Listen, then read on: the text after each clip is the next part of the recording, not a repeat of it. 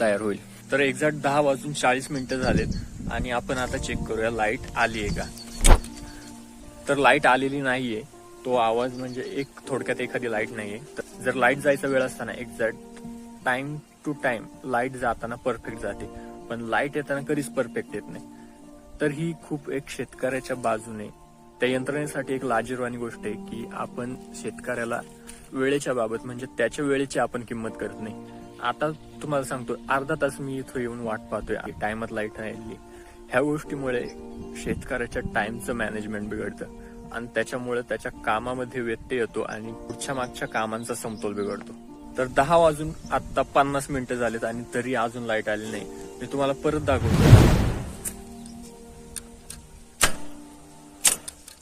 Light अजूनही आलेली नाही. आता मग अर्धा तास झाला इथे येऊन, मग घरून कॉल आलता की लाईट येत नाही.